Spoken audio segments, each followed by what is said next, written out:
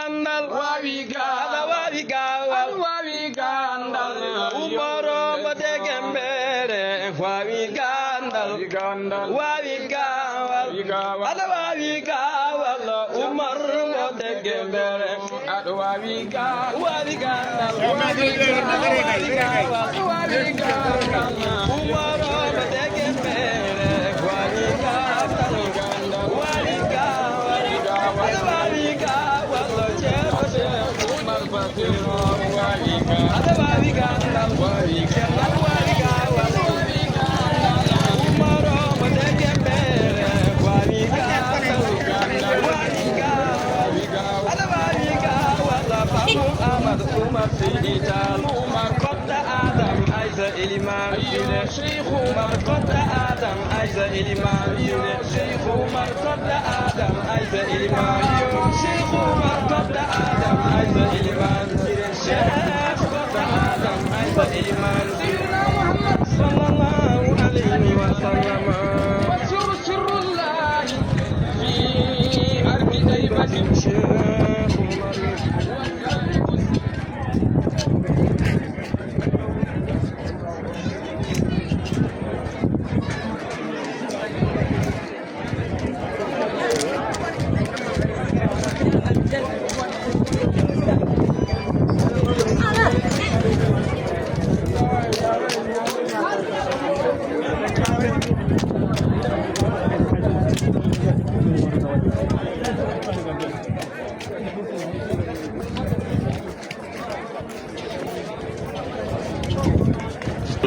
Bouti yutal yi aduna woni halwar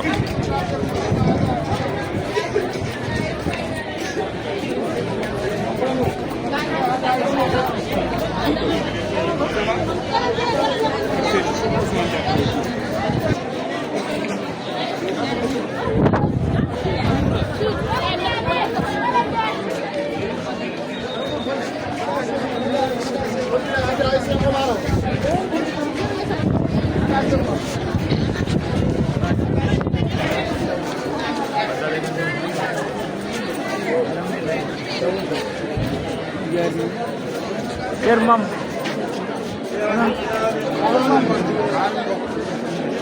Amin.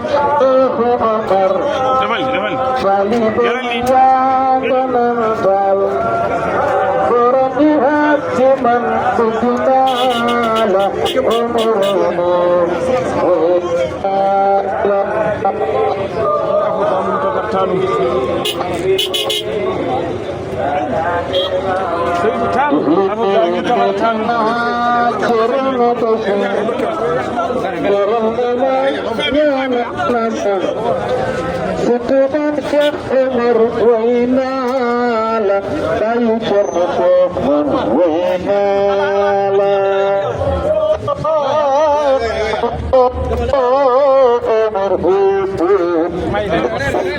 أمر السنغال خمنني يا أبوك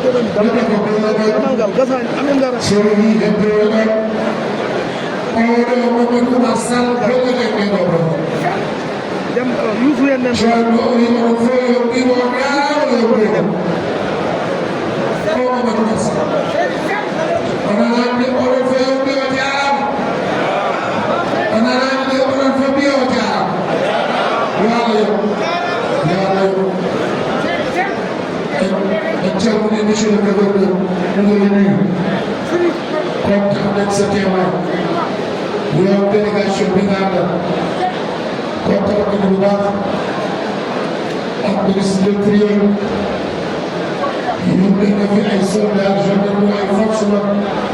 sécurité bi yëpp di ak génn ci presse bi ñu ngi sant presse bi kooku ñu ngi sant presse bi di sant sapeurs-pompiers di sant média yi Malikia TV direct lañ ko def di sant ñëpp képp ku fi teewal sant leen di gërëm bismillah nangu leen ñaan sëriñ bi di ñaan amin amin amin amin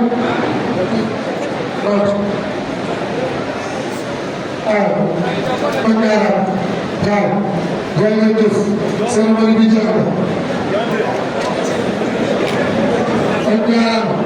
Pagara Wutal Tuhan ini kita boleh bertanya Syawal Ogul dunia Islam Kulit nobolan لنصرة ما أرسل نعمة النقل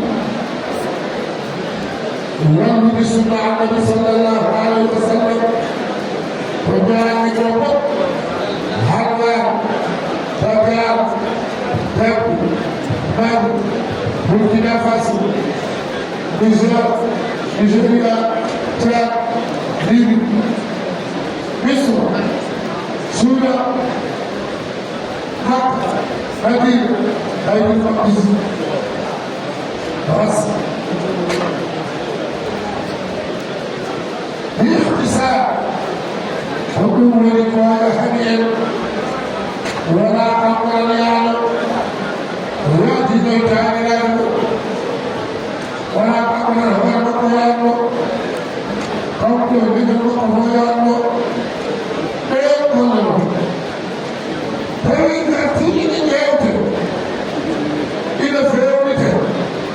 Ahuda para hel, ahuda bodila, ila yabe, uhuda iwame beu, yosuma, kodam biro fe, biro bira fa wasaklo, bira ala sababu jio, dia mo taala. Olóòtú ẹ̀gbọ́n ta olóòtú ọmọdé agbára wà lọ́wọ́ bá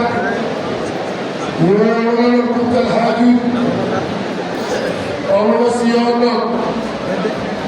ìdánwò ẹ̀ka káwọn lọ ọmọ sí ọ̀nà sọ̀rọ̀ wọ́n ká pẹ́wà wọ́n ká ẹgbẹ́rẹ́ wọ́n ká ẹgbẹ́rẹ́ wọ́n ká ẹ̀sùnwá. Bapak beri barang, orang menjadi orang, bapak beri beri surat ekor, beri kita itu begitu kok, beri ekor, kemudian bawa kerja Allah, ini beri Allah, ini beri Allah.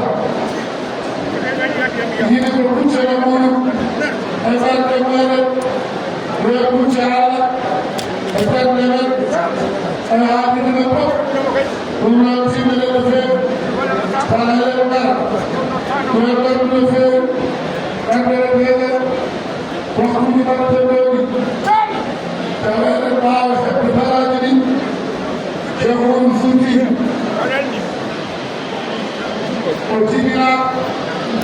Ojibila Komo Ojibila Komo Ojibila Komo Jehova Futi Ojibo Ego Otakibo Ego Ego Non Futuan Ego Chun Non Futuan Corona Wai Corona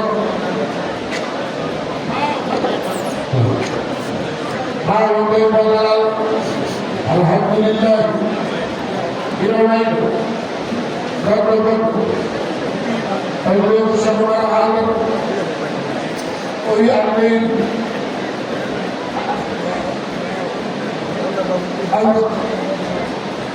الخير والليل والطيبات تعرفه والصيف والروح والقلاس والقلم الليل أرواحنا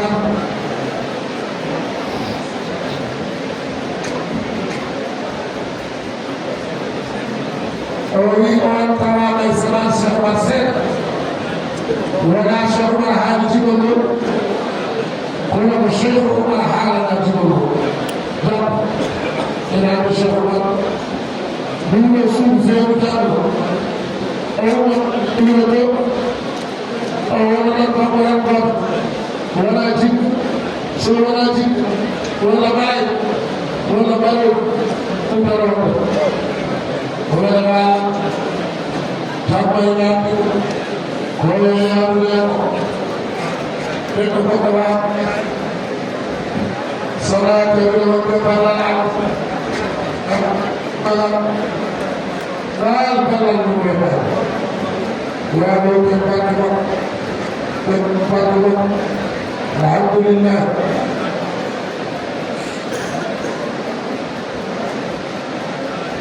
dari hari kesel.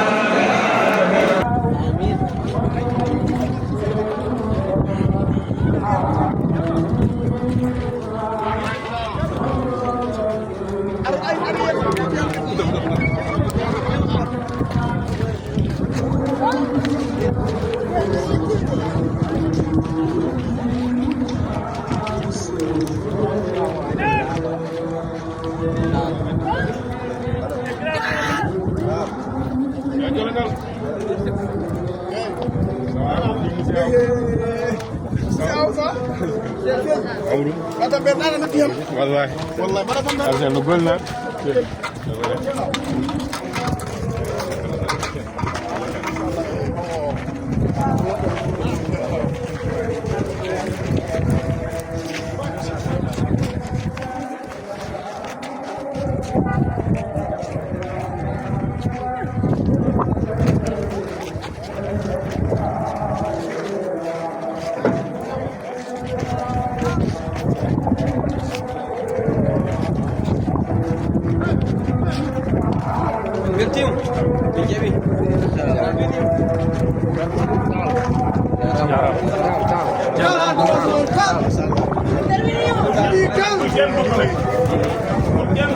nee nga wax ci konu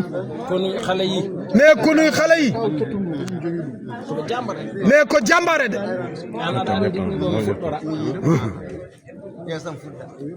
est-ce que waaye Serif moom mi dafa jar a ñaanal la ma la waxoon rek moo ñaanal boppam nag est-ce que moo ñaanal boppam nee moo ñaanal boppam tarbiyu waajuram tarbiyu waajuram yombul yombul waaye moom loolu la def waaye loolu la Thierno Cheikh def man mii magam la moom mi magam la ci wàllu at ci wàllu at waaye taalibam la waaye taalibe ma baayam laa yaakaar ndax baayam laa yaakaar kon koo yaakaar baayam koo yaakaar baayam yaakaar ko yaakaar ko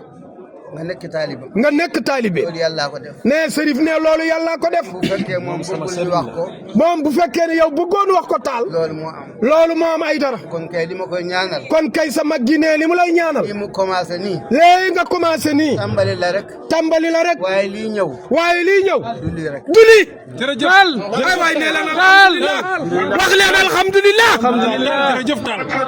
alhamdulilah yéen waa Konu am ngeen njiit am ngeen njiit am ngeen gidd am ngeen gidd am ngeen sëriñ am ngeen sëriñ am ngeen ku leen di taxaw am ngeen ku leen di taxaw ci zahir ak baatin ci zahir ak baatin taal bi mu am himma bi mu am doolu rek doy na loolu rek doy na boole si ñaanam nag boole ci ñaanam nag te ñaanam nag dafa nangu ne ñaanam nag taal nangu na man mosuma koo wax sama soxla te soxla bi ant ne Serif ne magam ji tedd ne musta wax rakkam ji Thierno Cheikh bi Thierno Mouhamadul Basiru li mu ko sant wax ko ko te yàlla antuwul yàlla mooy seedaloo ne yàlla sunu borom tabaaraka wa taala mooy seedaloo man nag ma soppal ko sama bopp ne Serif ne mu soppal ko boppam bëggal ko sama bopp bëggal ko boppam ma def ko mooy man mu def ko muy moom maay moom may moom ñoo bokk lépp noo bokk nday noo bokk baay waaye yaay taawu kër gi yaay taawu kër gi yaa njëkk a nangu yaa njëkk a joxe sa bopp koo ñaanal yàlla nangu ay dara yàlla na la yàlla guddal soo fan teel ñaari ñaar am nga ci taalu si am nga ci ay dara xeer wu jam ñaari picc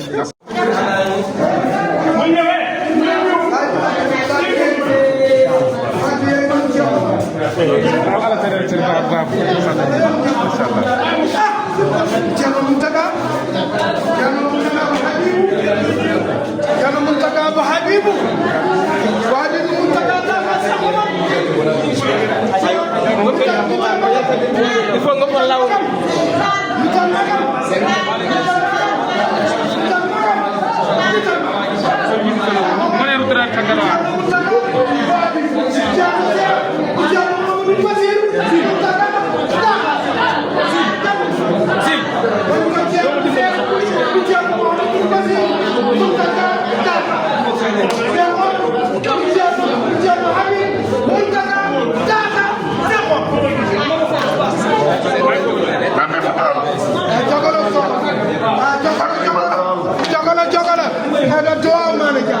Mani la jóge Mani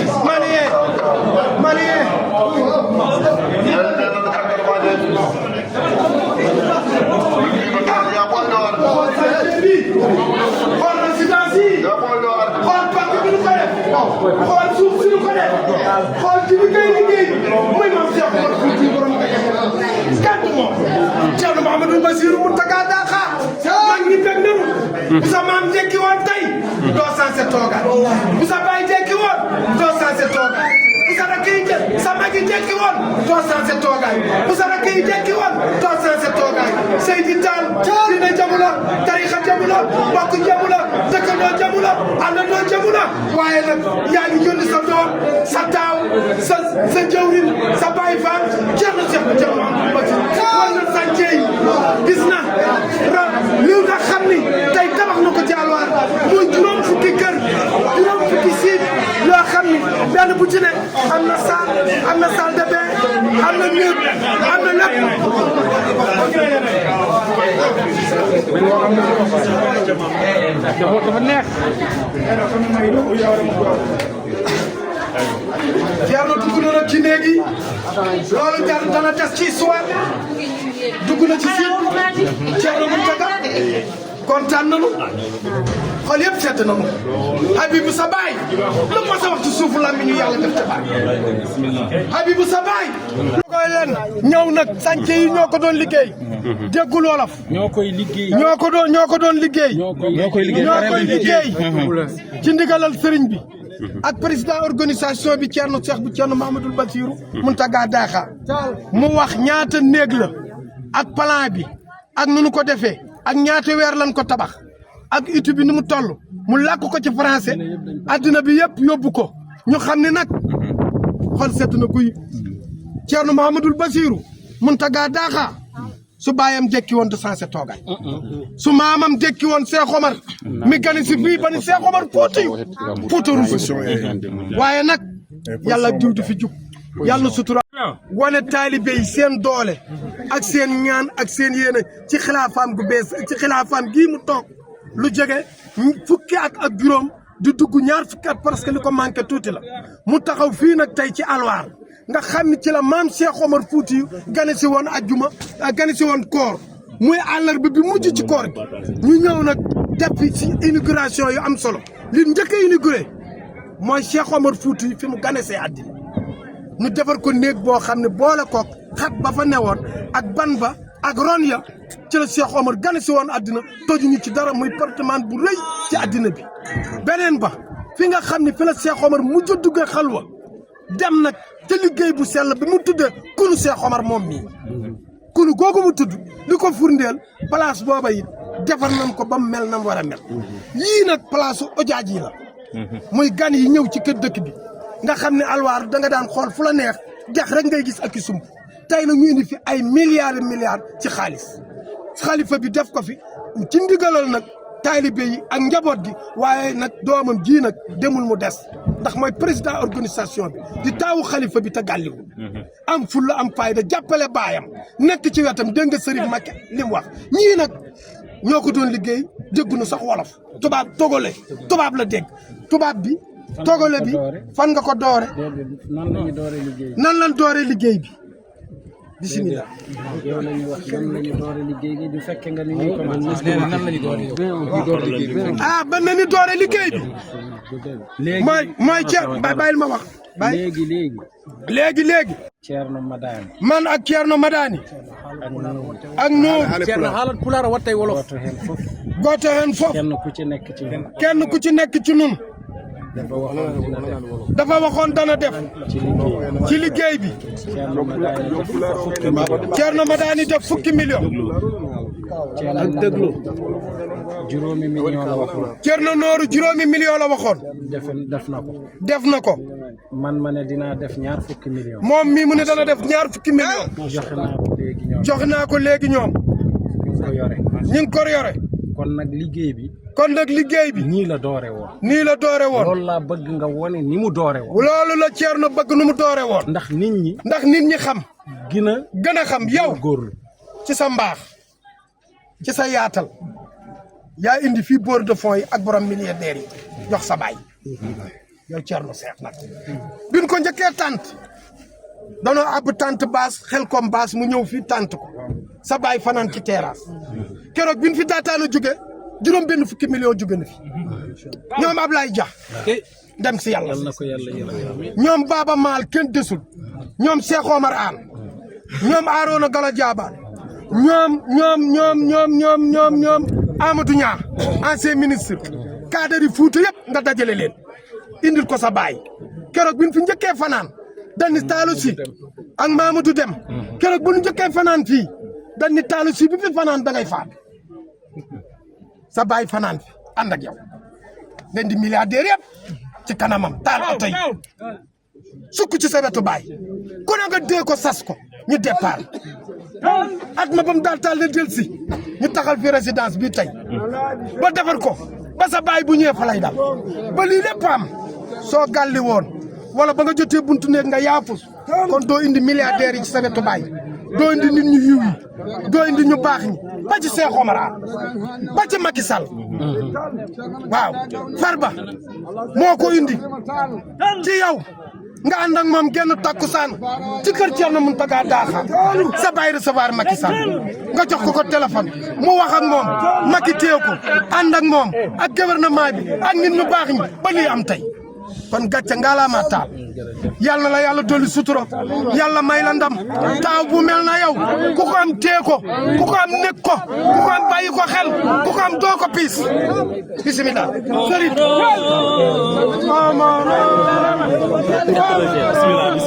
man way naa la Omaro yàkkati Omaro Seydina Cerno Bachir teral nga ma ñaanal bayu Cerno Cheikh man way naa Omaro way naa gal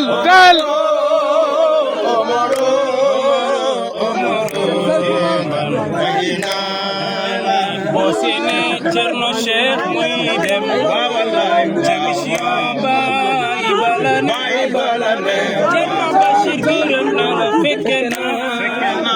Omaro way naa la Omaro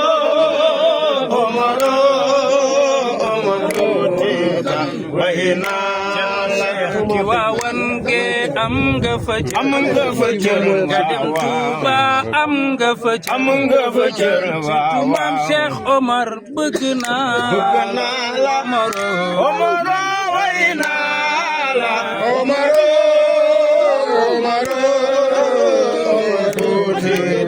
way naa la doom yu baax day sagal baay Cerno Bachiru ñaanal na la ku sañoon am doom ju mel ni Cerno sama Cheikh Omaro way naa la Omaro way naa la man caat fekk naa la Louga man caat fekk naa la Wakam fekk naa la Anwar ñaanal Omaro way naa la Omaro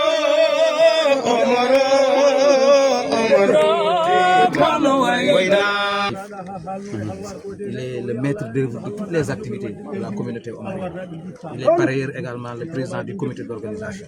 Donc c'est lui qui gère de façon vraiment responsable et de maître tout ce qui se passe dans la communauté. Si vous voyez aujourd'hui qu'il y a l'engouement populaire, que tous les fidèles aient effectué le déplacement, c'est grâce à son engagement sans faille pour le rayonnement de la communauté omarienne. Donc il est venu aujourd'hui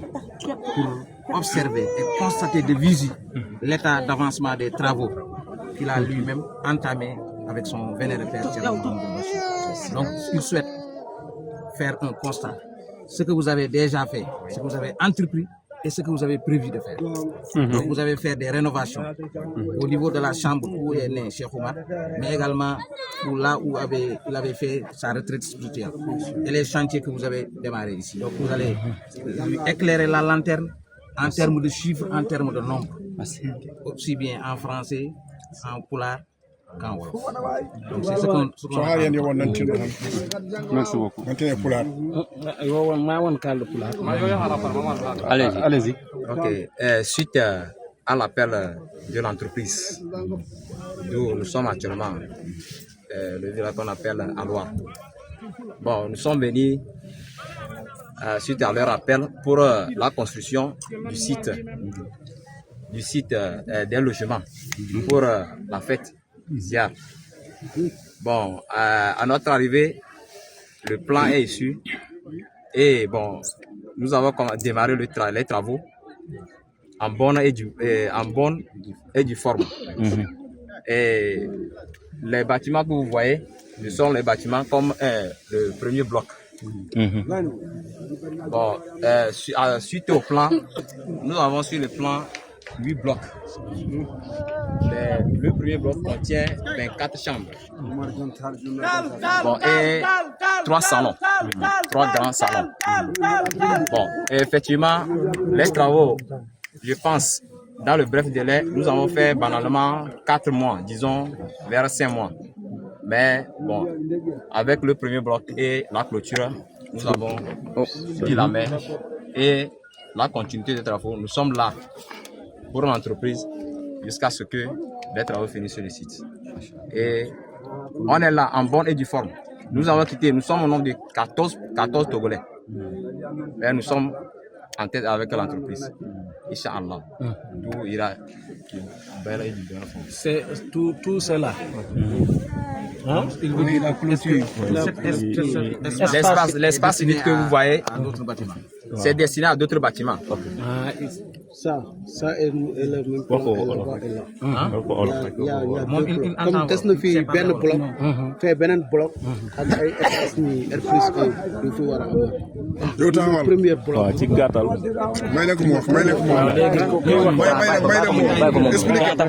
comme lu mu expliqué ci français yow loolu nga expliqué ci wolof. di ñëwoon en tant que ouvrier man menuisier coffreur la en plus nekk chef d'équipe coffreur yi si liggéey bi ñoo ko def 4 mois lañ def liggéey bi yëpp macha allah. clôture bi ak fii nii ak baytu xalwa ak baytu maam Adama yëpp dinañ fa dem yëpp ci 4 mois lañ ko liggéey parce que seefu nañ ci nag ngir Seex Omar Fouti Tall sunu maam macha allah moo tax mais lépp lu ñu mus a liggéey man ba ma dalee liggéey ba léegi musuma am courage bu toll nii ba ma dalee liggéey ba léegi maa ngi doog a am courage bu toll nii musuma liggéey 24 fii laa ko mus a defee ba ma dalee liggéey sama àdduna depuis 15 ans maa ngi doog a fournir li ma fournir fii nii musuma ko fournir macha allah te maa ngi nii dama ne woon bu ñu noppaloo sax damay feebar te maa ngi nii ba ñu noppaloo dama gën a nekk en forme macha allah. Tall kon ak grâce que Cheikh bu kii Cheikh Omar Fouti Tall ca kanam la jëm ñu defal lool ca kanam la jëm de. te dañoo ñëwoon ngir passeefu soxlawuñ ci xaalis soxlawuñ ci dara lu ñu jox ñu jël ñu fekk si nag Thierno ku baax oyof am diiñ boo ko fekkee si biir suñ biir ouvrier yi da ngay jàpp ni mooy suñu manœuvre oyof toy koo xam ne si ni billaahi tey jii ñun ñi ñëpp tey mënoon na ñëw croiser les bras fay naan defal lii mais déedéet boo ñëwee da lay mbalak lu nekk mu def la ko man xam nan la ma santale woon Sall di ma mbalak te maa ngi sant Ndiaye macha allah. boo ñu gisee da nga naan man ak moom ay morom lañ jërëjëf tey bu ko neexoon ni moo ñu jiite ba Sall moo ñu jiite lu ñu neex def mais dafa ñu oyofal boppam léegi li ngeen commencé def nii benn bloc ngeen commencé pour le moment nii benn bloc site moo lañ am ñëwagul. bloc bi ñaata bâtiment la am bloc bi 3 bâtiments la 3 bâtiments. bâtiment bu nekk am nga 24 chambres ak 2 salles ak ñaari escalier desaat na fii léegi espace bi yëpp ngeen war a encore utiliser espace bi yëpp day amaat beneen day am ay bloc 2 blocs des na 2 blocs fii bi ñu war a liggéeyaat ak fale ni macha allah mooy néeg bu Cheikh Omar juddoo nekk bu Cheikh Omar Fouti fu mu defee xaloo bi mu defoon xaloo bi foofu man maa ko liggéey léegi loolu noonu nan ngeen ko defee da ngeen toj lu fa nekkoon wala da ngeen non tojuñu ko voilà tojuñu fa la fa nekkoon dafa nekkoon di ancien bâtiment ba waaw dañ ko wër macha allah clôture ko sabax ko taw bu mucc ay est-ce que taw bu mucc ay est-ce que toog di liggéey 8 heures ba 8 heures ci ba 8 heures ci suba te noppalu woo amul nga xëyaat 8 heures ñu yee la nga xëy liggéey si doo teg baat amul kenn koo xamante ni am nga pastef bii ci yow bu la nit ku baax teewut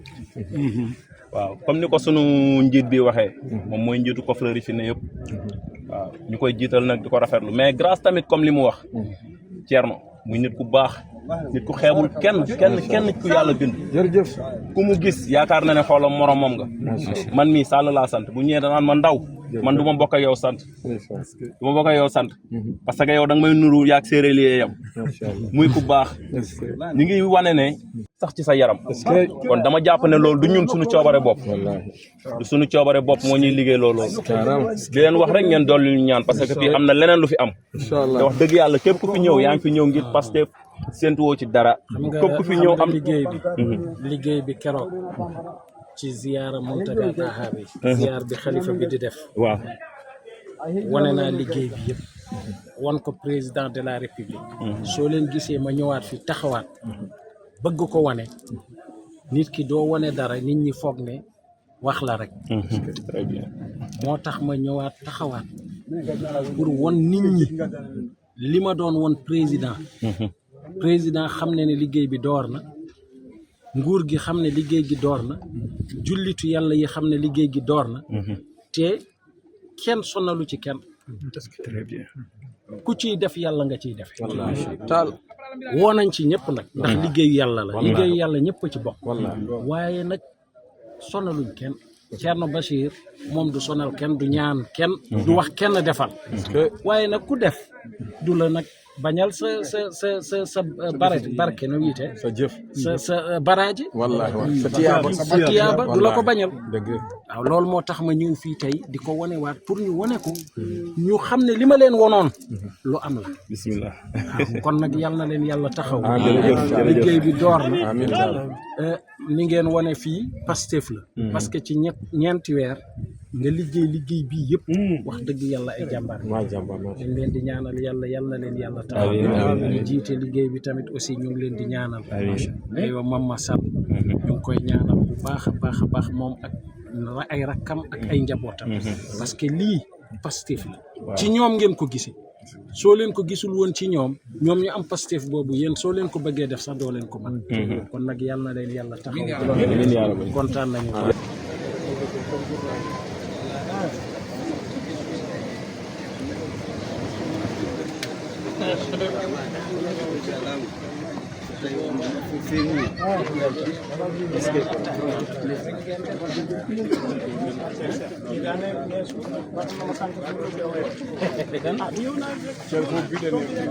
يا رسول الله يا أفضل الورى نحن في ضيق شديد التراكم ألا يا رسول الله يا أفضل الورى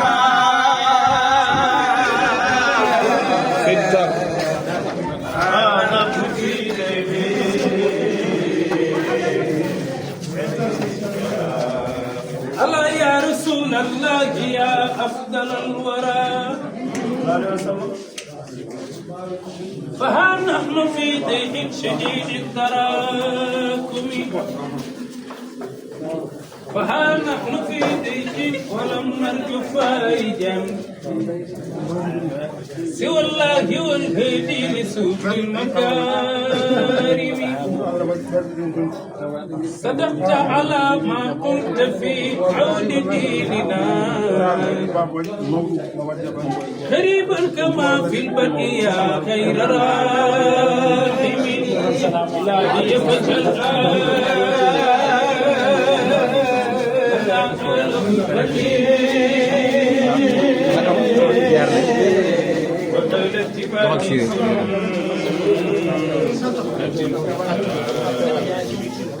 يا رسول الله في خالف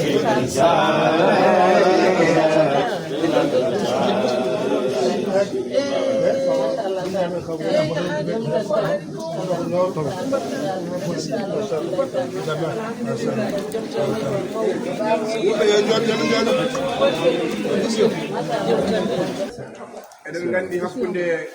Cheikh Oumar Foutiyou walla ceerno Saydou Nourou e ceerno Alhaji Mamadou Moussa Ly ko ñebbe gawri kujje kankone kadi cango Cheikh Oumar ceerno Bassirou Allah waɗi hirande fof so ziyara halwar waɗi yimɓe fof e fadde mo rono mo heewi arde ha ga o jokka en ɗam woni sababu o noon ko ceerno Nourou oɗo jooɗiɗo sefidiri e makko yiɗimo teddinimo hirande fof so ari o yetto ɗum ɗo henne hikko noon ko ɗum o wonno programme arde ɗo henne kadi hawre Allah waɗi haajade mum ko arane hirande fof en are men ñande fof are men ko en tijjani Alhaji Mamadou Moussa Ly mo Allah nawti ɗum e joomum wawi yettinde duwaw ndi Allah yurmotomo yaafoma kadi kala ɗo heedanno en yo Allah heen men ɗon enen kadi kala ɗo mbawɗen heedde mo Allah heedamo ɗon ko ni tan woni aduna ɗum woni koyɗe ɗe ceerno Cheikh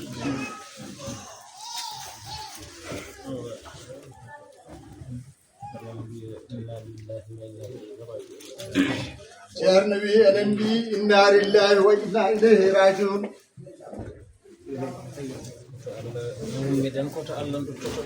o wi enen fof koto jomiraɗo ummiɗen ko toon kadi duttitɗoɗen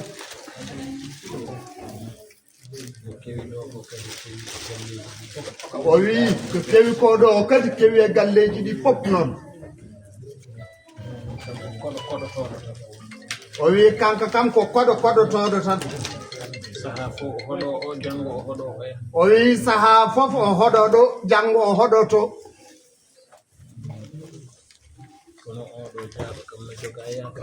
o wi kono oɗo jiyaɗal ummiɗo kam enen jogui hen yakar wondembo ɓi moƴƴo wondumbo kadi ƴiƴam waliyu Allah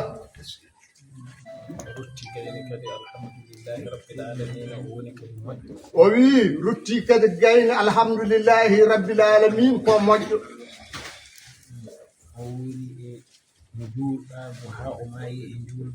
o wi o wuuri e njuul ha Allah jeyima kadi e dow njuul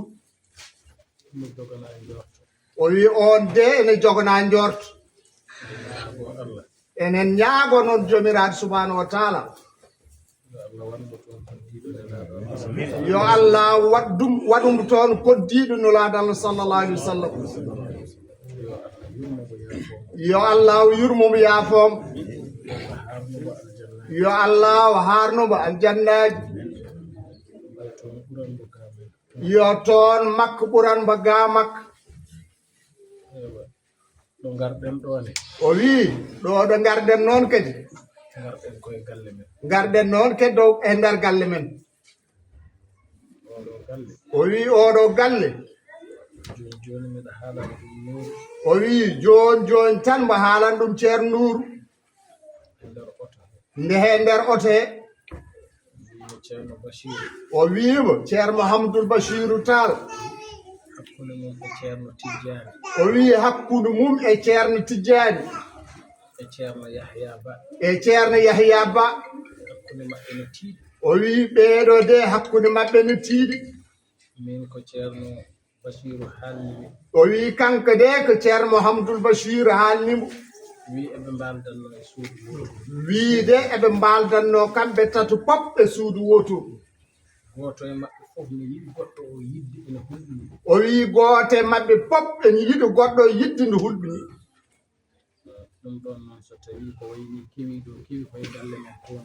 o wi ɗum ɗon noon tawi ko wayni heewiɗo waykin ke galle mabɓe toon Lugo heewi o wi daale mbaɗa tan ko muññidde koye mabɓe muññidde mon o wi yo Allahu rokken no muñirɗen amin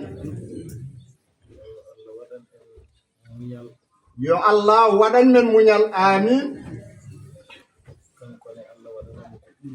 o wi kankane jomiraɗo waɗanamo ko ɓuri toon amin o wi sabi barke bam makko e sabi barke taniraɓe makko amin o wi ceerno Seydou oɗo mo tawɗen ɗo noon o wi ceerno Seydou de ko giɗo hanki hade hande o wi kamɓe ɗiɗo o wi keɓe funeɓe de o wi joni tan eɓe cuftodirɗo o wi kamɓe ɗiɗo eɓe jaadi ɗo ha Tambacounda o wi yaadi ƴemnoyde musidɗo mabɓe woni Chérif Habibou o wi ɓi ceerno Tamarowel Matam ɓe gondi toon ma won balɗe tati ɓe garti ha Matam ɓe gondi toon ma won balɗe tati ɓe garti ha Matam min goni ɗon min meeɗa serde ne gonmi ga e Fouta min Cheikh Oumar Bachir Mountaga ko minen tan gondi wadde noon oɗo ceerno Saïdou ceerno Tidiane tawaɗo ɗo de ko musidɗo tigi tigi kadi min Cheikh Oumar Bachirou kanko manane ceerno Saïdou mo Tidiane Alhaji Mad Moussa ko hooram yidde almudago kadi mbeɗa seedi e makko kanko ceerno Saïdou yidde almudago mbeɗa seedi e makko kadi alhamdulillahi wawde cehilagal mbeɗa seede e makko kadi huɓnude aadi cehilagal minen fof min ñohannomo sabu minen pop amin ñohannomo e ɗum ɗum noon min Cheikh Oumar Bachir so tawi mi ari ɗo henne mi tawimo ɗo fof kadi woni sababu nde miñi ko moƴƴo o oyi fof kadi ene woni sababu hono miñi ko moƴƴo o ceerno noon on woni ceerno Nour Tidiani Alhaji Moussa hande so tawi mi wowi galle o o wi hande noon so tawi kadi mi wowi galle o ha mi wawi arde ɗo no jiɗirmi ha mi wawi ardude ɗo no jiɗirmi ɗum nde woni sababu kesɗitgol muɗum ko ceerno Nour Tidiani Alhaji Moussa ceerno Saïdou mbeɗa andina on miñi mon oɗo ko ɓeydowo o ustata sabu oɗo galle omo fasni ɗum kala ko rondi ko moƴƴi tawi ko sago makko yo ar kala ko rondi ko moƴƴi tawi ko sago makko ko yo ar ha yetto galle Alhaji Moussa yetto galle Tidiani Alhaji Moussa ko ni kadi bam makko wano ko ni de bam makko wano Abal Abbas min mbeɗa andi ka jabanaɗo duwa min noon min Cheikh Oumar Bachirou mbeɗa andi an ceerno Saydou mo Tidiani Alhaji Moussa mbeɗa seedi ka jabanaɗo o waɗi gootum o wamdi o nafiri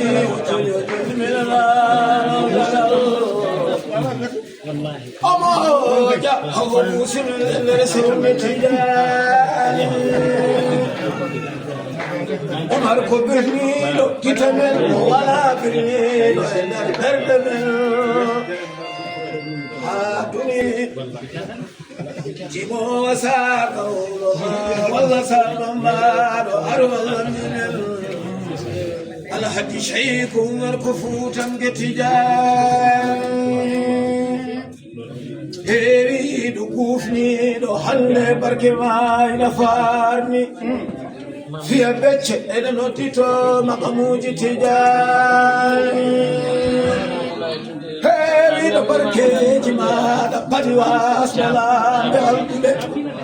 accide lew peewi lomti Cheikh Tidiani heewiɗo barkeji maɗa dirtinawo e hotere toɓi waji mede ɗiɗi barkeji pallani kalis ɗo tigo horata lewru duusa jabo omo saggitoyoɓe tawi kadi lebbi kewani hoto limtugure makko juuma walla kono ɗaalo sam tawa barke ene oriya haaloɓe kullani o batɗo waɗi watti koɓe mbanno ko waɗi ko waɗa felleji jihaaɗi ƴimtini ɓurɗala koɗa sayi ko dari yonta mum heptiko arnoɓe dari aɗa yoɓe añade darɓe mbirino booɗa ɓasɗiɗo fof kanko ɓuri jaajade ari arsi jam ama awa e nder ɓeɗɗe haakuli Allah cuusa nde o noddi jaadi yimɓe jinne foode ngari hay pooji hay mbirnowi Seydou Ndawa eɗe anni malakuji coppi hande mbalɗe Oumar ñande waldema manimaali ene laaɓe silwa Oumar mo kesi mum kadi haaldede ɓure kiɗɗi mum jontaɗo jon golle gole wole kewre pomnani eyɗo ko woni ganno woni jambaro kana sira yiɗi Allah yiɗi ɓurɗo tan koni Cheikh Tidiani ɓaleji muru juuno jaaduɗo moƴƴo mbadinarduɗo omo nuuɗi yooɗi hayso ñantaki joom jimme joɗɗo kolta joom sembe kam no jallal omo timmi omo yaadi terɗene cellinawsani sayi kuma balla ɓe towɗe ceetuɗe pecce jaaje tekkuɗe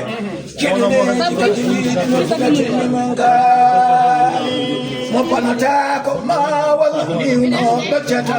fahata tujanya taki chelu dawarnya saikuna ngamayel mugata mutata wana tunku ala samrete ura kijuda wala nademo biri almiru jimiru libataro fukata wagewa kisuma Benedimtamo work full bebende yota kokulata bayi de Umar kabaru baya Alfa Umar chema bayla adwali jere amadi hamalla de full de sawaton de kamera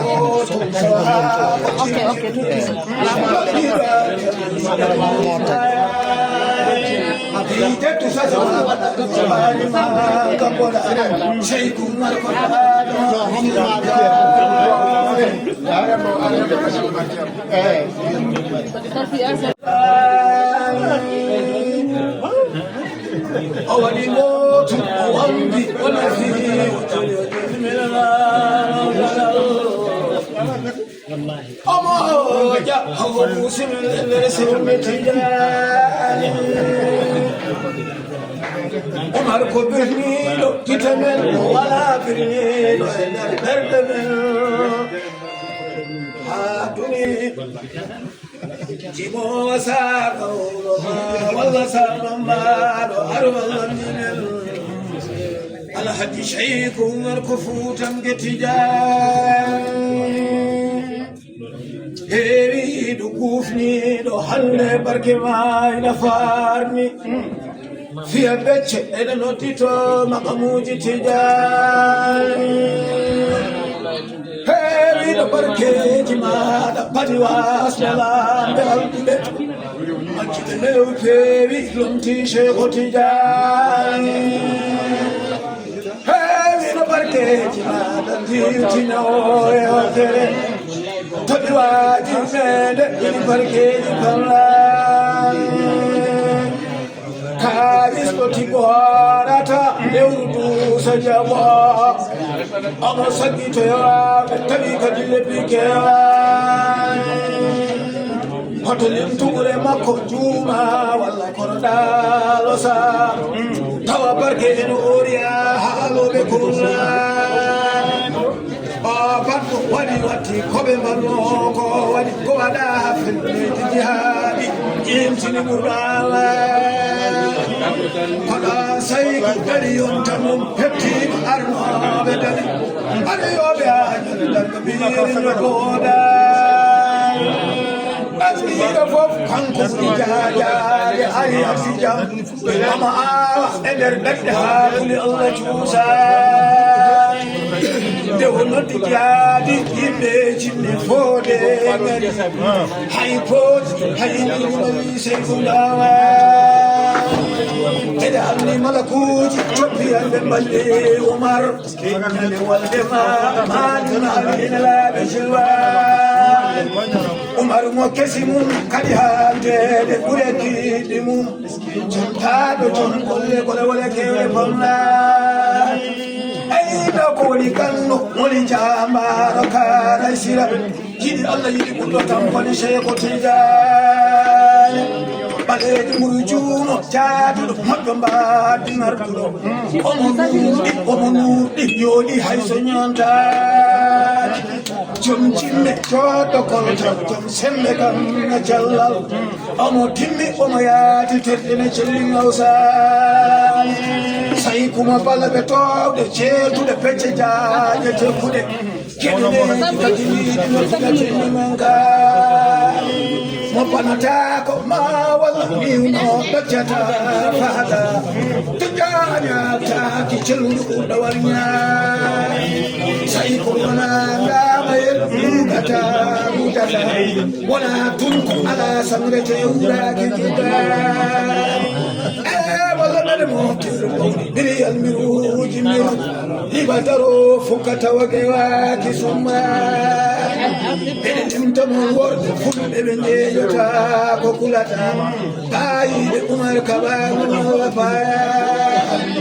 Alpha Oumar ceerno ɓayla addo aliou jerebe hamadi hamallade fulɓe ɓe juusijeeya sawa donde kamen oto sawa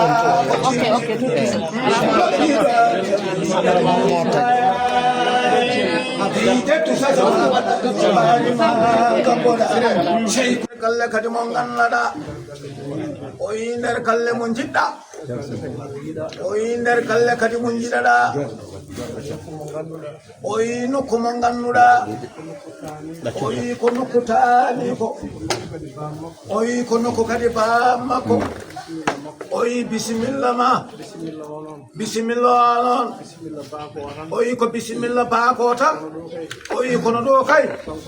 o yi ko an jeeyiɗo o yi hay jaale ɗe o yi ma taw yimɓe ne ngaadodiri tan o yi ko kono noon ko onon foti donede kala ko usse galle Seydi Alhaji Moussa Ali o yi ko onon ussara o yi ko fagguɗo mon ussiral o yi ko nehanteri mon ussiral o yi ko onon goni duwanteɓe o yi kamɓe ɓe jaali on o yi nde Allah yurmotomo yaafomo faɓɓede en kadi caggal makko ko juuti o yi taadi kadi on ɗoofima toon on gari ɗo o yi aɓe mbiya mon kadi yo Allah windu baraji sowa jeenaari yo cuut o yi on joɓonirani ɗum kam barke annabi sallllahu alayhi wa sallam o yi galle Cheikh Oumar o yi ko kañum jeeyi galle Seydi Alhaji Moussa o yi kamɓe koɓe maccuɓe mon taƴɓe deke so wonko ussiɗo wallahi o yi ko onon usora bisimilla mon noon bisimilla mon noon o yi ɗum ko moƴƴere mon tan ko teddungal mon tan e korsa moɗon e galle o fof noon o yi ko ɗum tan woni ko mbaɗɗon ko o yi ko noon ko onon jeeyi fof o yi allahumma salli ala seydina Muhammad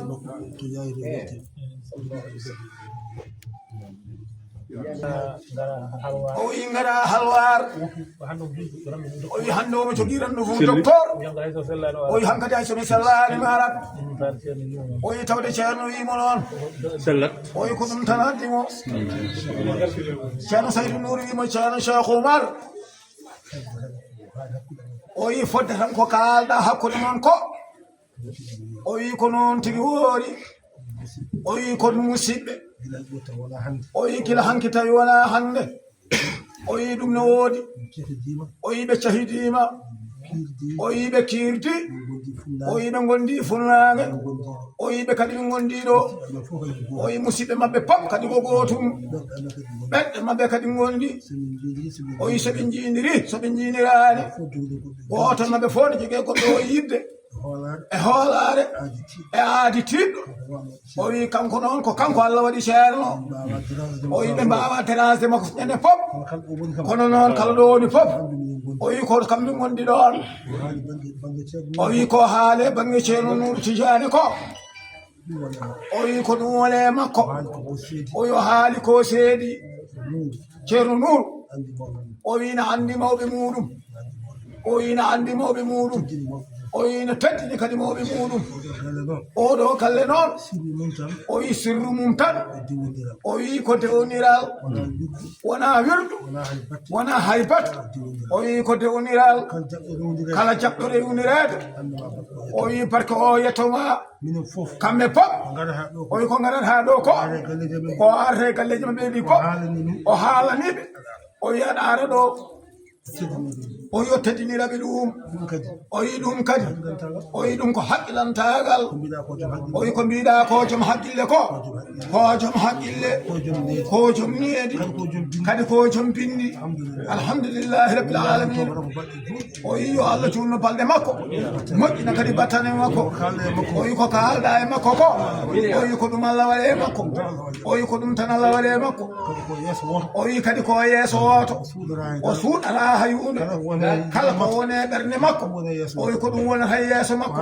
o haala tan o seetan o yi ceerno Nouru ko moƴƴo miñiraɓe maɓɓe fof ko moƴƴuɓe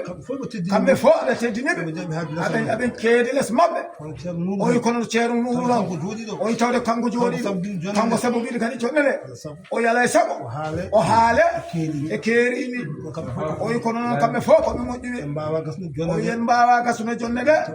tawi en ɗonaki mawɓe meɗen ceerno Nouru yo Allah juutnu baɗɗe makko amini yo moƴƴina battane makko amini ɓooya kadi duusen ɓooya en kadi yiiɗemo o yi afo galle o kadi o ala ɗo o wi kono noon omon ɗo wonde e meɗen o wi ko kanko rutuma duwaw ma Allah ceri rutuma o haali koye ɓerngal ceerno Alhaji ɓe ɗemngal ceerno Nouru o wi ko kamɓe ɗutuma duwaw o yaɓe bismoma kadi e nder galle maɗa bisimilla ma allahumma salli ala seydina Muhammad Seydou a jaraaji hannde garaangal ma ɗo ngal waɗat tan kono noon ngal waɗata koye fannu goɗɗo ngaranoɗa ɗo yenna ko madou honaɓe Allah sallah sallam ene rewi caggal ma askuji Mamadou Sega ene ndewi caggal ma askuji Alhaji Man Moussa ene ndewi caggal ma ha naata e galle Alhaji Man Moussa juuroɗa ceernajo o jalta paya galle ceerno Nouru mbiɗa hannde noon men jaa daara kono eɗen jogui toon suno wadde en jiiɗa jaɓɓede en jiiɗa duusede sinno ko saago men jehen eɗen cerwi saabu ko suno woni toon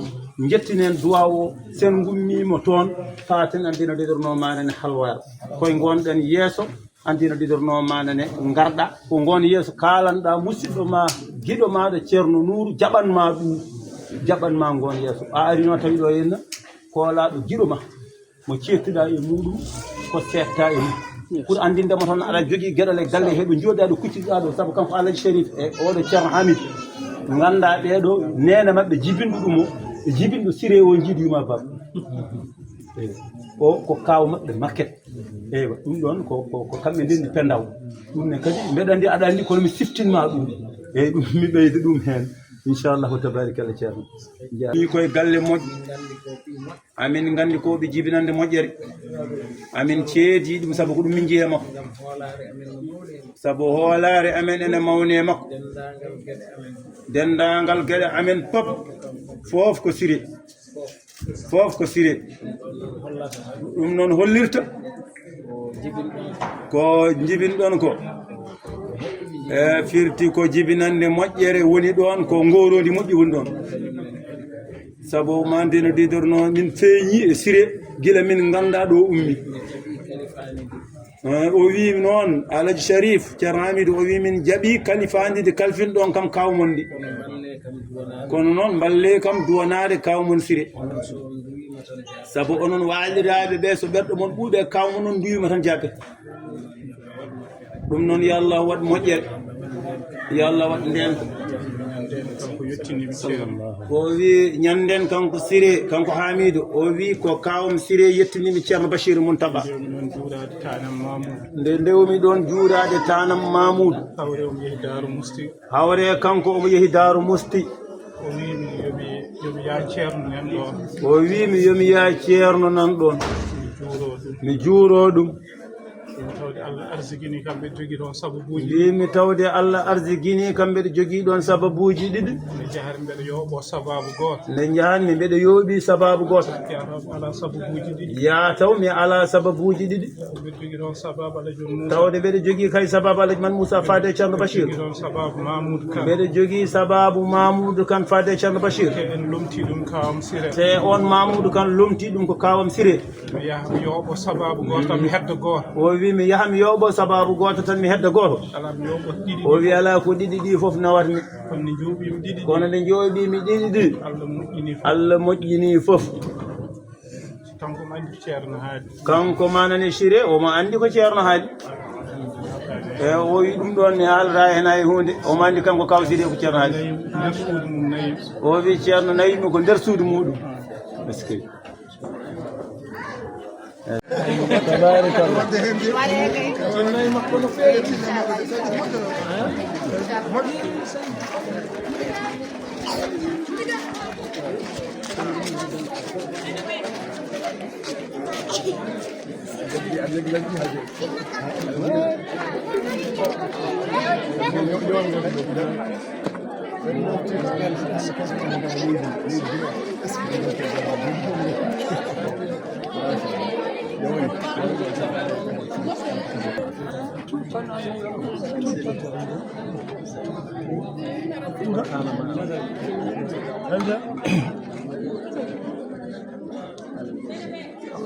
Amin ya Allah. Amin. Amin kasi. Yes.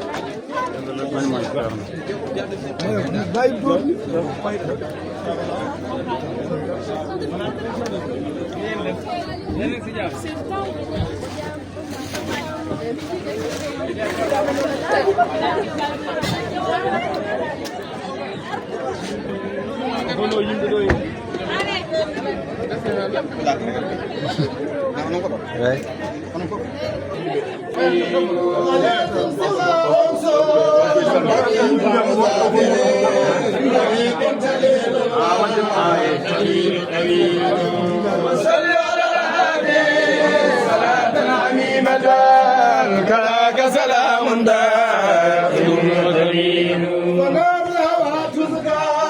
من الوجود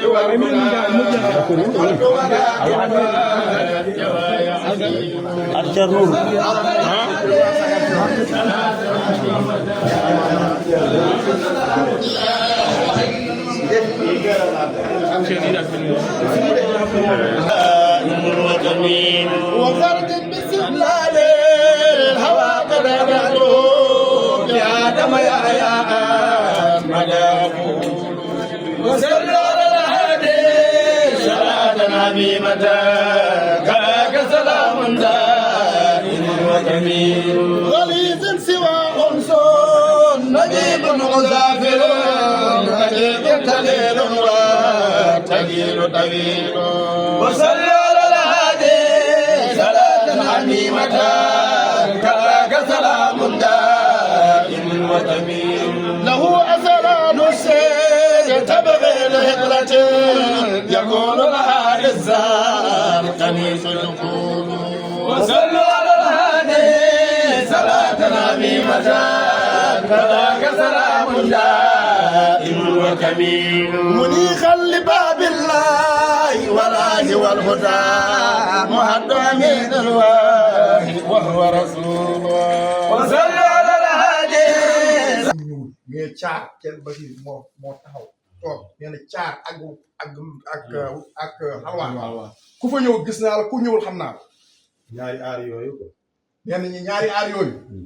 boo ñëwee kenn ba si day yëg ne ñëw nga boo ñëwul day yëg ne ñëwoo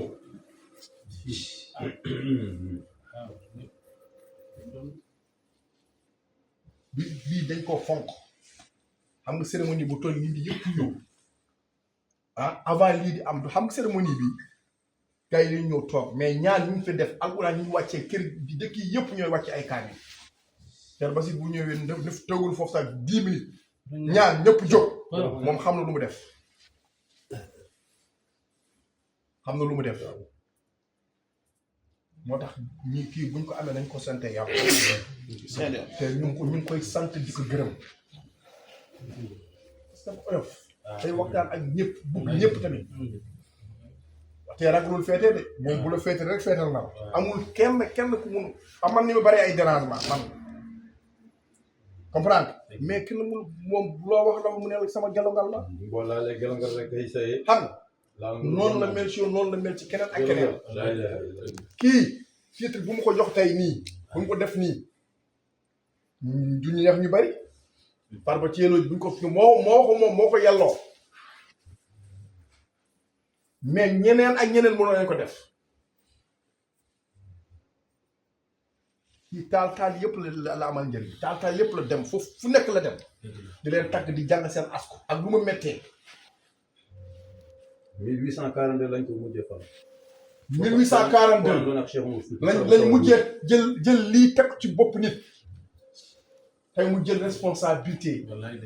jël ko def mu ne ko maa ko def te amul kenn ku ko mën a jël ak fu mu ko defee tey ci xalawaan ba Cheikh Oumar bii ak néeg bi nga xam ne Cheikh Oumar 41 jours la dugg foofu xalwa dafa jóge foofu rek dem ci xaal néeg bu ñu duggee tey Cheikh Oumar dafa dugg foofu la am foofu la ñaan lépp jixaat bi ak lépp lu mu mun a def ci àdduna foofu la ko ñaanee foofu la ko defee lépp mu ne yàlla nangu na damay dem lépp foofu la léegi boobu ñu tudd ñam wax foofu lañ ko tegal lii foofu lañ lay ñaanal tamit nga xam ne bal bi takkara sal yàlla Muhammad am Maodo si amoo moroom defal nga yàlla sa boroom taggi Rasuul lu ñëpp yéem tamti taggam ya jël nga ko tang ba yoneen ba tàmbalee nekk di leer nga tàmbalee laa su sa bi jëngalee ñu léegi jaar wax nga ñu ko wax nga ñu kiiraay ya mu doon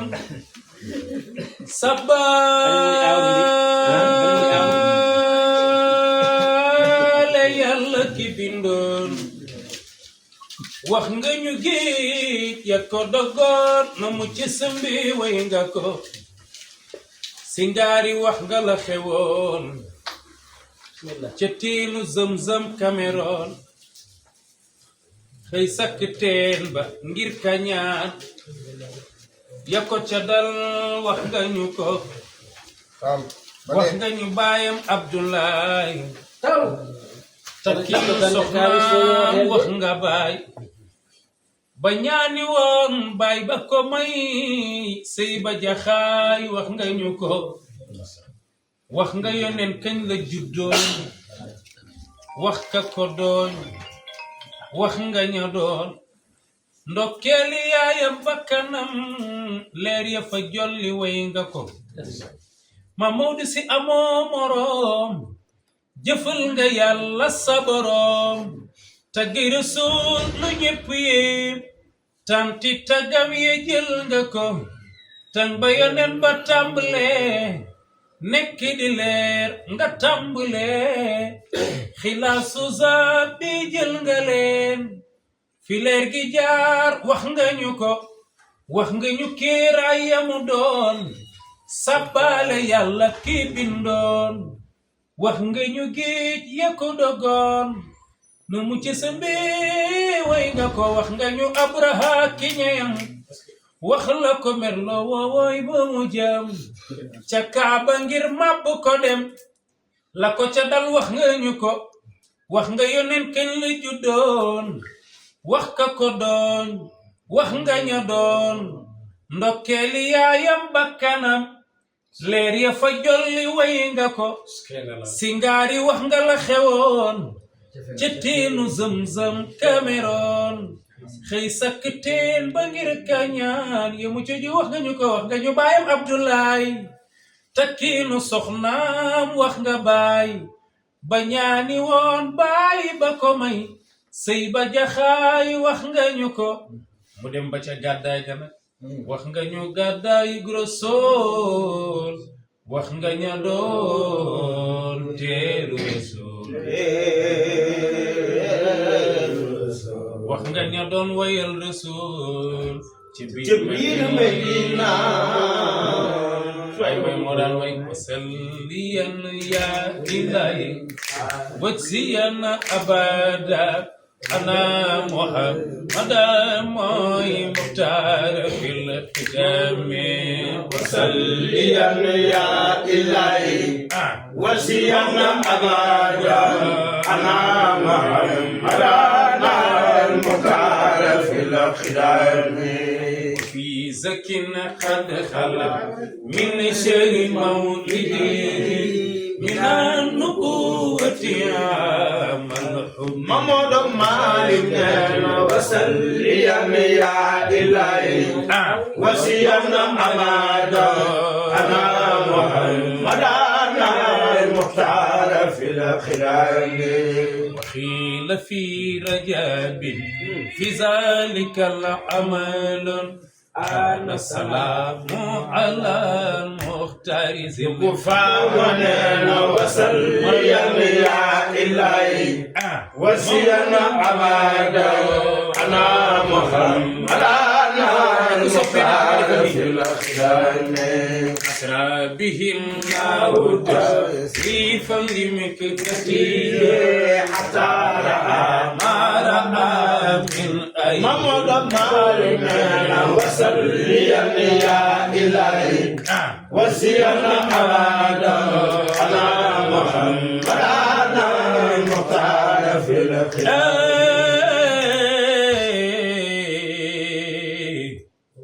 njol makka yaa leen gën njol makka yaa leen te yommal bi wal wi tabarruk bismi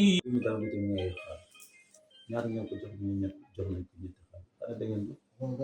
ma séga Cheikh moom Fouti ma séga Cheikh Omar Bachir moom mooy Cheikh Bachir ñu ngeen jox ko ñett xaar acca yëkkati leen 30 moom fekk suma kër la ilaha xam nga ko jël ñett moom mu ñëw mu naan yóbbul leen ko fanweer xam nga lu benn ngir rek Mamadou Sega gawlu Cheikh Omar Fouti kese kon bu fa Cheikh Omar Bachir ñëwoon wala Cheikh Bachir ñëwoon kooku muy def foofu mooy jaajalool ci jaajalool fi nga xam ne mooy kii Cheikh Omar kii ñëw Cheikh Omar rek xamuñu leen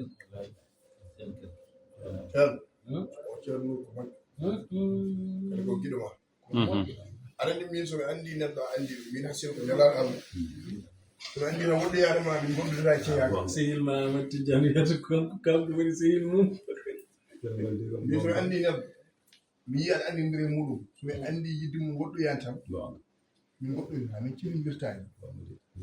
garage min kadda sahaji aɗa waɗaɓe présenté neɗɗo walla neɗɗo aɗa haala e ma aɗa yaadi e muɗum mbiya ko moƴƴono aɗa andi an moƴƴomani de ko moƴƴono kadi mon Allah makko min mi turoɓe waɗa ni mi salo jaggude bikko hoore taw an won to ndewdi ɗon min ala min lomta e nelal Allah noon min kam ɗo ɗum ala kañum wawi kala nanɗan ɗalde nde ala kañum wawi onon ceerno wallahi ko moƴƴo kala ko yiye gueɗe ma haala ma vidéo ma actualité ɗi mbatta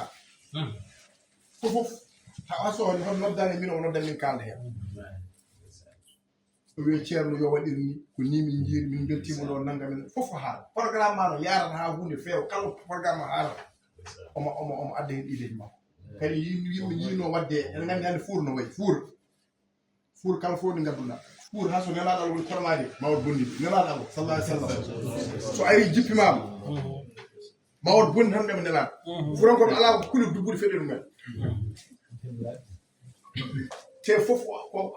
ko baɗɗum assigné aɗa ɗum ɗo o teddugal haaƴi joñoɗa sunare nelo ara donoma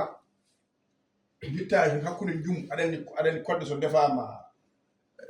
to henne no wiyetano kadi dar ñamoyama ɗuɗo ko gilli waɗi ɗum ñamama jum ko gilli waɗi ɗum o tartiɗo hino ɓiɗo galleji fof tartiɗo jum ha halwa ɗo fof ko jeema gotel fof hay ɗum adduɗo wiɗani andano yettortoma kono kanko to ummi to addi yiɗɓe makko sihilaɓe makko fof te ɓe ko jiɗɗo men par ce que ndew haalande wiyata ndew min ndew haalantami nde mbiɗa yiɗi ceerno baɗum ko France ɗum woni ha ko wiyam ceerno so ari ɗo mbaɗa jogui sehilaɓe makko commerçant ji mbiɗa yiiɗo duuno ɗumen ɓe gonoɓe tawa min makko ɗiɗo kaldi ɗum mbaɗa yiiɗi gonɗo ko famɗi ko fof ha sino ko miri ha joyyi mais adda o yettodira mabɓe o duunoɓe do kirde mbaɗa yiɗi ɓe gona mbaɗa yiɗi ɓe daña min makko min kaldi ɗum omo yinma ɓeɗo kadi mi haalanda moon ceerno muɗen wattoro ɗum en yiɗi on ko ceerno haali ɗo joni joni ko son jii oɗon mbaye makko no mbaye makko ni ko ɗiɗɗon gilli cuuɗiɗi ɗi o daranto mon caggal mon ko ɗiɗɗon gilli tan goni ɗo ɗum noon kalifa mon Allah makko kalifa mon Allah makko kalifa mon Allah kadi ceerno Cheikh mission mo yahata o son jiiɓe jiɗodiri aɗa andi mbabba meeɗi wiide ɗiɗi wajere wiya holko jiɗiɗa wajere wi minen nandi noppi ɓe nandu e jikkuuji ɓe nandi mission ɓe nandi gorwale ɗum tagi aɗa jaaga goto mon fof kadi ene ñaago ene ñaage yon mballuɓe minen e koye amen min mbaajo koye amen emin mballuɓe nde ɓe jaggodiri kamɓe ɗiɗo sabu mission o ko ngesa woota ngesa Cheikh Oumar oɗo kanko fof ko yahata kala ko ɓeydi hen kala ko ɓeydi hen andu koko tawdimo kono ala ko tawoy so wona yaamir galle Cheikh Oumar ɗum tan woni ko tampanta ɗum tan woni ko doganta ɗum tan woni ko yahata kala ɗo jiiɗa ceerno Cheikh neɗɗo joofi ɗum wiye muɗum konngol ngol feewani wona e jikku makko ko yidde makko leñol makko yidde makko ɗo jeeyaɗo kiram so foti haalde hono goonga noon so feli yaltinde ɗum ala min ñallata ko moƴƴa darapuuji min ñallata ko uddude dame kono o yaltina ɗum tan o yaltina ɗum tan ɗum noon enen nene sen dañi baaɗo ni en dañi jaalal potngal ni woni tanum Cheikh Oumar wurta e men ene wawno ɗandude meɗen fuuta meɗen mi guleji men ki ene wawno dogde men ene wawno wadde ɗon heddiɓe mbaɗi ni fuuta ñan fof ene wiye anata e ceerno kono ene jaabo ɗum noon so dañi jabantoɗo men ene darno en enen e darde ɗum jañen ɗum diwan o fof ko diwan Cheikh Oumar génération hande enen ko mbawɗen ligganade Cheikh Oumar ko mawɓe mbawana ɗum hande par ce que hande ko jamanu réseaux sociaux ko jamanu internet ko jamanu mondialisation murtuɗo wi ko mondialisation firtata kala mon daraki ko jeeyi moññeɗa jaɓɓeɗa ko mondialisation sa nanggani diine ma kala mon daraki ko jeeyi moññeɗa jaɓɓeɗa ko mondialisation sa nanggani diine ma moññe sa daggani leñol ma moññe sa jaggani pinal ma moññe ɗum noon kamɓe en jii omo wurta e ɗeɗo gueɗe omo wurta e darnade men enen fof mbaɗen fedde wotere daroɗen sara mbaɗen jañen ɗum ha yaaja e teddugal ngal noon hay mo yii ciyaɗen ɗen ɗo weltima to woni ɗo balɗe ɗeɗo fof waɗanaki par ce que oɗo ziyare fof kanko waɗata coordonné noon o jooɗoto hanki ha 5 heures du matin de ummoto o ara fof koye coordination o yettiɗo hen o waro yaade o yetto o lelo kono noon ala ko yaltimo ɗo hen so wona onon e pittaji moɗon eyi ɗum noon kadi ono ceerno kadme kadi ma alamal no jinno ɓeydu hen bamma ligna ceerno ko haali ko haymo yimɓe fof kala fuutanke hande ko dañi fuutankoɓe ko bamma ko dañi hande ko fuutankoɓe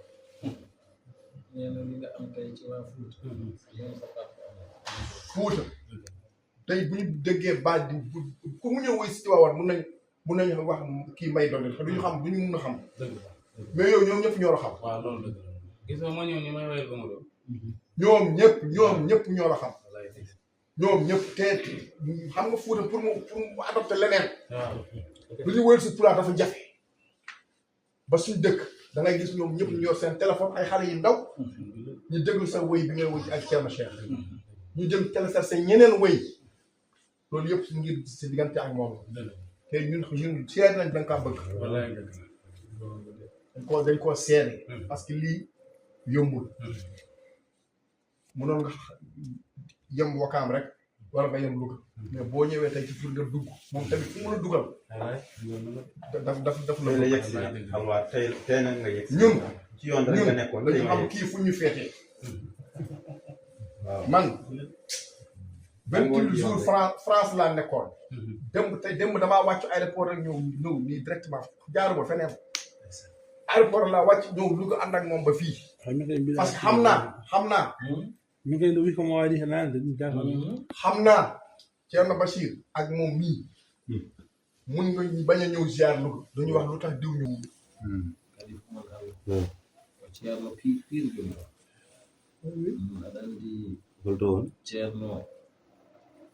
no wona pire no wasa wonde pire wona rewi koyɗe ɗo mawɓe ɓende wanno mo waddi hen needi mo waddi hen gandal mo waddi hen andude fodde so ono wonde e makko ononne jonnande wonan hono ɓi min no jiirumo ɗum wondirimo nane tawɗon ko meɗen yo hamo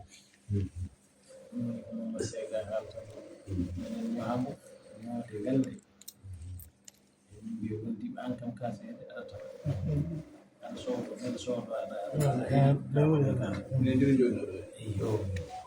mbimi ɓuri hen welde fof ko kanko galle maɓɓe o gonga kamɓe fof koɓe joom gueɗe lutti gayni kadi kanko ɓurniɓe kamɓe fof no putini kala mo ɗo hen yi mawniraɗo fof hettoyi caggal mbimi tottude gueɗal hatta neɗɗo dañde gueɗal kono hannde galle o fof no fotirno ɓiɓɓe bammakko hannde ɗo wondi fof no fotirnoɓe ceerno Tijjani Jibini hannde ko kanko jogii saylo baaba o rewede ñammin ko jogii yaade sel baaba o kanko jogii sifa baaba o kanko jogii mahabba mo yimɓe ɓe jiɗno baaba o ene yiyaɗo ɗum fof noon aɗa anndi ko rokkimo ɗum needi e nemaare kadi e jabde rendude e yimɓe ɓe ko jogii neɗɗo aɗa waawi windande neɗɗo jaabe wona almudo ma kono tawa jaɓaani rendude woni rendude nde bool fawe enen fof nde ñaan min mbaɗɗa jooni ni ayi ɗimon yo ñamminan yo junngo mum totat so waɗi ɗum bati yimɓe ɓe hannde ay jamanu hannde o yimɓe mbattatamo neɗɗo tan meholaɗe tak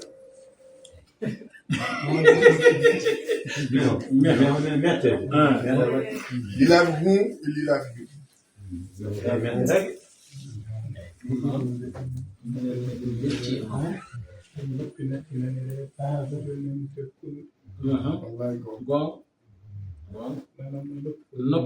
noppi nattinanire laatan waɗi huɗo joomum nan wallahi koko wallahi ko ɗum hikma ko hikma de ɗum noon an ɓuri famɗude e gande kono ko geɗal tane Cheikh Oumar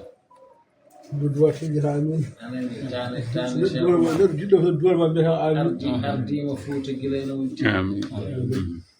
gaɗal fawake e duuɓi yodde kadi sifa fawake e duuɓi jogade haqqille moƴƴo ɓertuɗo mbawɗo wurdude e jamanu mum fawake e duuɓi ko Allah no waɗanma min noon kam komi jiɗɗomo tan mbiɗa yiɗirimo geɗe kewɗe mbiɗa yiɗirimo dow ɗonindiri almudama ɗo ceerno Bachir ɗum ɗum ɗon almudo kam aɗa yiɗa almudo bande mama minen liggi ceerno fiiji mbiɗa yiɗirimo kadi giɗam sihinam Amadou Tidiane somi yimo fof Amadou Tidiane darata kadi ko neɗɗo Amadou Tidiane ko neɗɗo gonɗum bawɗo yitte ɗon haɗi bawɗo yitte ɗon haɗi ƴeew somi ko gonmi Amérique ko so minen kaala haala ma min jooɗo tan min kaala ɗon haɗi ko ɗum yidde sa yiɗa neɗɗo siftorta ɗum waɗi noon yallah wallu on wondu ɓe makko ne kadi kalifa mon Allah makko kalifa mon Allah makko no Allah waɗirimo ni mballemo woni wallude nde tan kono mbimi ni neɗɗo so wonde e ceerno mum walla ɗum no ɓamtori walla ɗum no yooɗi walla ɗum no feewi oɗon en hen noon yo Allah wallu no feewi ɗum ɗo no yooɗi sanne ɗomin kawri fof wallahi wona ɗo tan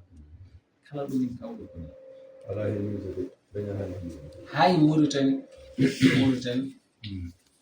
min kawri toon mbiɗa sikki on woni wuro wongode to wonnoɗa kadi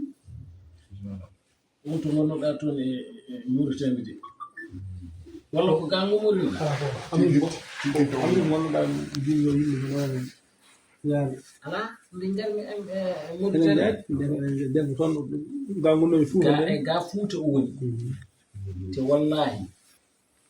omo wone haaju tiɗɗo mbimomi ceerno o wi kam na min Allah koko hasard meɗen min kalda mbimomi to ganduɗa o wiɗa mbimi taccu jaaha kawruyen Mauritanie lappolngol ko a jeyete wallahi ko wawno jaggude fof weddi o tawoyim nde o yehini ɓuur haalandema nde o yehi o ko seede o ko seede kala ɗo almuɗum bam makko wonno toon walla almuɗo makko o rendini ɗumen kamɓe fof o wi ngare e Cheikh Oumar ɓe mbi ala jolen o wi ala darode beele goto e men fof naftoro o tello mami wat feere haw tello goto e mon fof o toto ɗum jum ko wallude neɗɗo mum e guiɗo mum nam noon min Mauritanie min mbaɗi toon ko hay goto meeɗa wadde komin ndendini toon ko ɓiɓɓe joye en ɓiɓɓe moƴƴuɓe en anduɓe kamɓe fof ɓe ndendi te meeɗa wadde ɓe mbi kamɓe kaani ɓe mbi ko meeɗa no ɓe ndendiri ni meeɗa min ndendi kamɓe fof min goto min mbajidiri ɗo min kaali ɗo ko min jeehi min pawi hayre e juma Cheikh Oumar hande juma Cheikh Oumar o wasata joni biire o ɗon noon o moƴƴi mawni ko o ɗo noon jaaɗo Allah onene mbiɗa wawi wiide mi wowanimo ko hande ngo momi ñanden o rewi to Ceerno Bachir kono ayni miɗa yiɗi neɗɗo mona haside non ƴewnade nde o haala o ko min yiɗi kono wi ayi omo manta ɗum mi anda somo tawa walla o tawa min teskotomi ko neɗɗo ko haalata o wino ko omo ara gila heccanki mbimi meɗa ara o faɗi kam ndar hangal o tardi o faɗi kam hangal no minen gardi o wi wallahi ko mbiɗa ko gonga nuru koma ɗum ɗo a tawaka ɗum waɗi wadde moƴƴere tan mum minen fof min gande min wonoma Allah rokku moƴƴere Allah waɗima barke bama e barke taare yaronto ha heewa wondiɓe ma ɓenene wota hay goto sooƴa kala mo woniɗa yo Allahu jaabo ko woniɗa ha dada jorto mum ni ko ɗammanno e Allah no wawi ɗum e jogii bijahi Muhammadin sallallahu alaihi wasallam timo no feewi jarama ɗumana en cerani ceroya dow yemiro